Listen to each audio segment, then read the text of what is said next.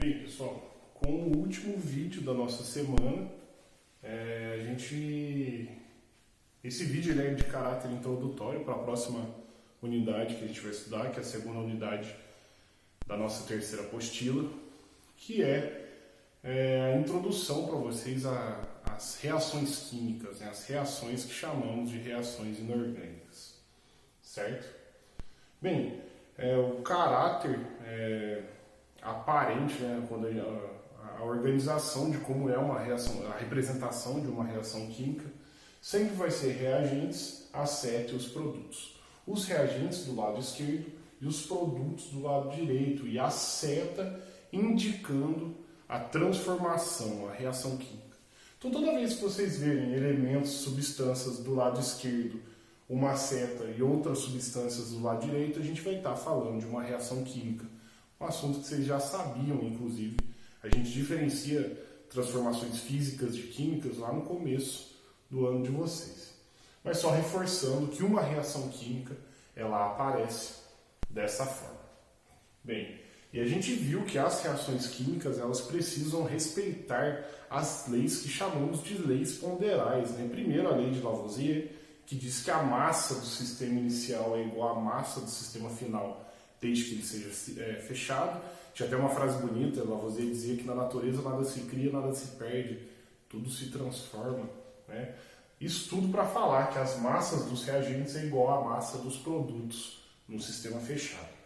E, não mais importante, mas muito importante também, a lei de Proust, que dizia que os elementos interagem entre si de acordo com uma constante de proporcionalidade K.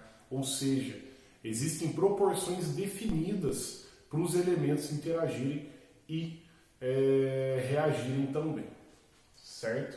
Por isso, numa reação química, a gente precisa fazer o balanceamento dela. No decorrer do ensino médio, vocês vão estudar aí duas maneiras diferentes para fazer o balanceamento de uma reação química. E o primeiro dos métodos que a gente vai fazer é o balanceamento por tentativa, certo? Para a gente fazer o balanceamento por tentativa, não é uma regra, mas um jeito fácil de vocês lembrarem como começar o balanceamento de uma reação química é pelo que a gente chama, brincadeirinha, regrinha, que a gente chama de regrinha do macho. Dentro de uma reação química, a primeira coisa que você vai tentar balancear é o metal.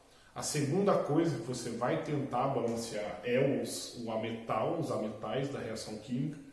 E por último, carbono, hidrogênio e oxigênio, né?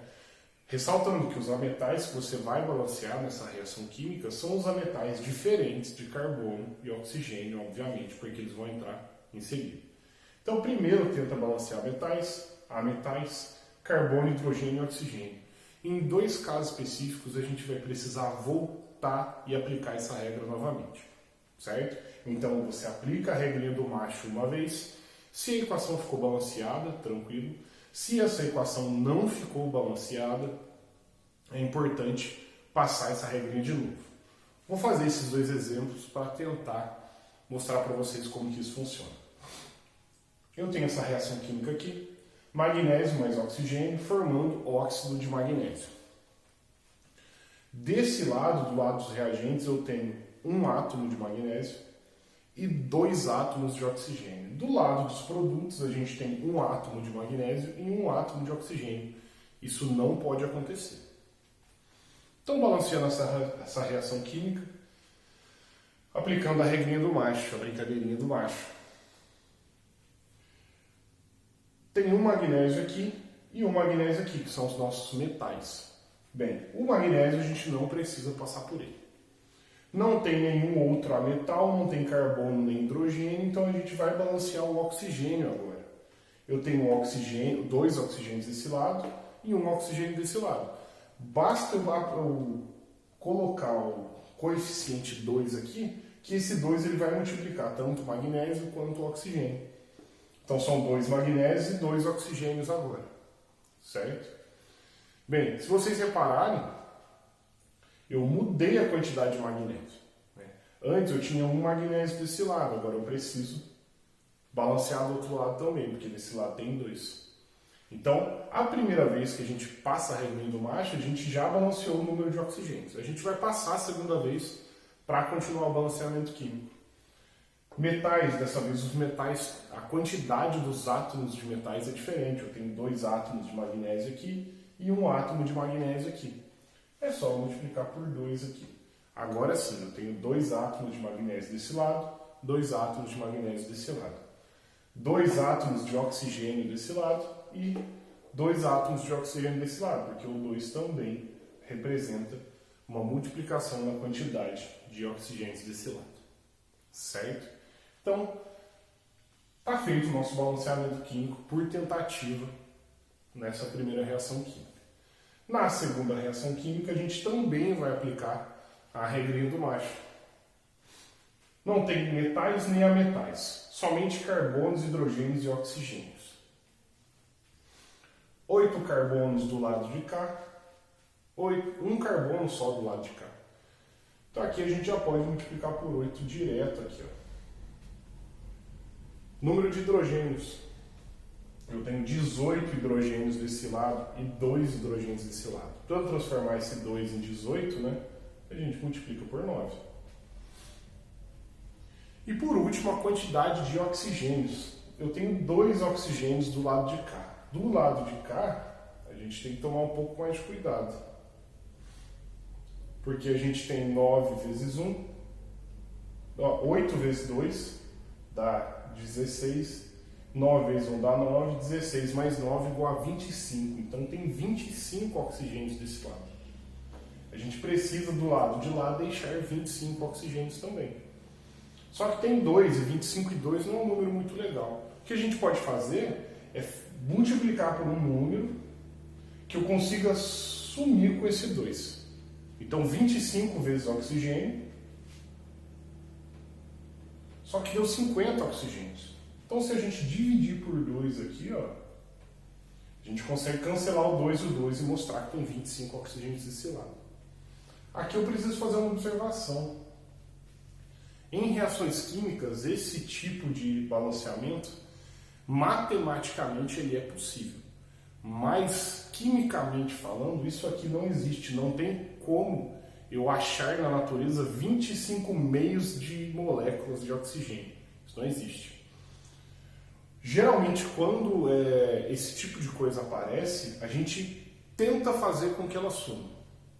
De que maneira a gente faz isso? A gente precisa multiplicar esse oxigênio, esse 25 meios, por um número que faça sumir a divisão por 2 aqui. Obviamente, se eu multiplicar por 2 aqui, vai sumir esse dividendo aí. Só que eu não posso fazer isso só para o oxigênio. Se eu multiplicar isso aqui por 2, eu tenho que multiplicar a reação toda por 2. Então vamos multiplicar a reação toda por 2 para ver. Ó. Vou colocar entre parênteses aqui. Vou colocar um 2 vezes aqui. Ó. 2 vezes a molécula aqui vai dar 2C8H18 mais 2 vezes 25 meios dá 25 oxigênios, 2, certinho. 2 vezes 8 dá 16 CO2 mais 2 vezes 9 igual a 18 H2O. Muito importante também, não pode esquecer de colocar o estado físico das substâncias. Isso tem que ser colocado também numa reação química. Agora sim, nossa reação química está balanceada. Aliás, eu tenho muita dificuldade de visualizar.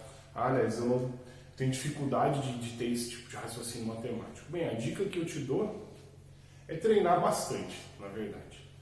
Durante aí o estudo nosso sobre reações inorgânicas, a gente vai fazer muito balanceamento, muito balanceamento. Então eu imagino que no decorrer do ensino médio de vocês vão ficar craque de balanceamento de tanto que a gente vai balancear uma equação química. Uma curiosidade para vocês terem noção. Os vestibulares, eles normalmente não fazem balanceamento de reação química. Vocês que têm que fazer.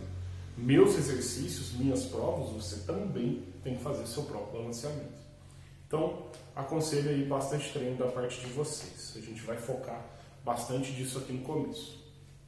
E por último, para encerrar nossa videoaula, encerrar nossa semana, a gente vai falar de evidências de uma reação química. Bem, como que a gente sabe que aconteceu uma reação química? Esse tipo de pergunta que faz a gente padronizar ideias de evidências de reação química.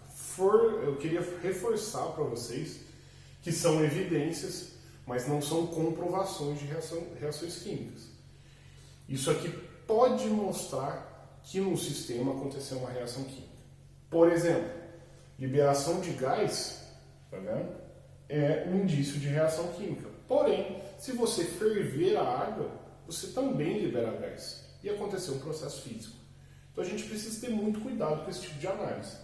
Então quando a gente vai olhar se houve uma reação química, obviamente, se a gente está representando dessa forma, vai haver uma reação química. Mas nem sempre isso aqui comprova uma reação química. Então as evidências de uma reação química são liberação de gás, mudança de cor. Isso aqui leva em consideração características que a gente já estudou anteriormente, que são as características organolépticas. Gás é cheiro, cor é visual, né? Que é o caso dos ácidos, né? Os ácidos, por exemplo, têm cor diferente, mas o cheiro a gente não consegue distinguir, nem a cor. Por isso que a gente precisou de definições melhores para ácidos. Da mesma forma para reações químicas. Mudança de cor geralmente comprova uma reação química, mas não posso afirmar para vocês 100% de certeza, é só uma evidência. As outras evidências são formação ou dissolução de sólido. Se você dissolve um sólido, se esse sólido, ao ser adicionado no sistema, ele some, isso é uma evidência de uma reação química. Ou, se você começa uma reação química e um sólido se forma, também estamos falando de uma reação química.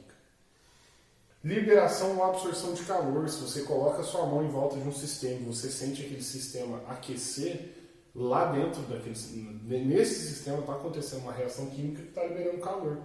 Da mesma forma que se você sentir esfriar, esse sistema está absorvendo calor, está retirando calor. E por último, liberação de luz ou de eletricidade. São as últimas evidências aí de um sistema que pode estar acontecendo numa reação química. Certo, pessoal? Espero que vocês tenham bons estudos, um excelente final de semana, bom descanso. A gente se vê segunda-feira. Vocês não, a gente se vê sexta-feira só. Tchau, tchau.